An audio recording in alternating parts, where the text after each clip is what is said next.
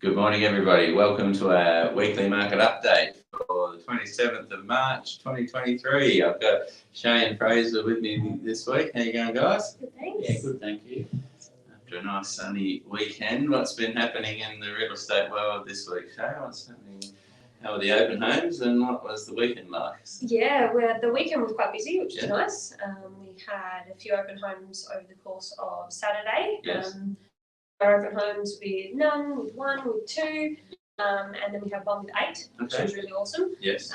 We have been noticing some of our second and third opens have had a few more than our first, which has been a bit different. Big change from the last 3 or 4 years. Yes. It's all been swamped at the first one. So, So that's really comforting. And the open home that we had 8 people through as well was just underneath that 500,000 bracket. So that's quite comforting, I guess, for maybe first home buyers and investors to know that maybe interest rates aren't too full on for them, which is good.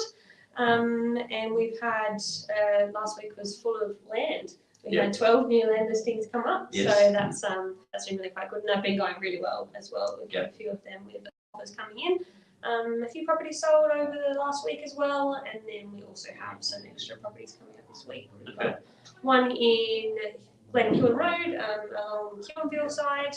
We've got a listing coming up in Dover, and a few other areas as well. So going well. Lots of activity by the sounds of it. So busy salespeople. And what about the property management side of things, Fraser? What's been happening there with the amount of properties we've got available and the tenant inquiry and application? We've got 6 properties available at the moment. Yes. There's a couple towards Hobart Way. Yeah. We've only got 4 down here in the Hill Valley at the moment. They've both, all 4 of them have been pretty active and applications in there. Our open homes have been pretty quiet though.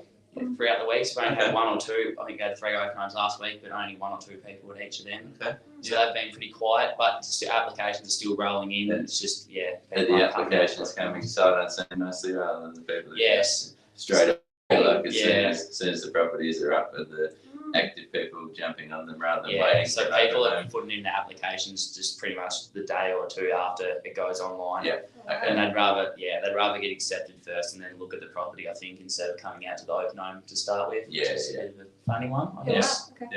And look, potentially there's been a bit of a trend of that with the shortage over the last few years. I think in Hobart especially, there's sort of been a culture of that happening, that if they've got 100 applicants and the ones that are approved are the only ones they'll show through rather than having that. So potentially some of the tenants are in that mindset that they only are allowed to look if they get approved rather than that. So which is different to what our intention and what's actually happening. But it's just it also could be a case of people coming out to too many open homes and then getting sick of going to all the open homes, if you know what I mean. So they'd just rather be accepted first and then go have a look at a property. Okay.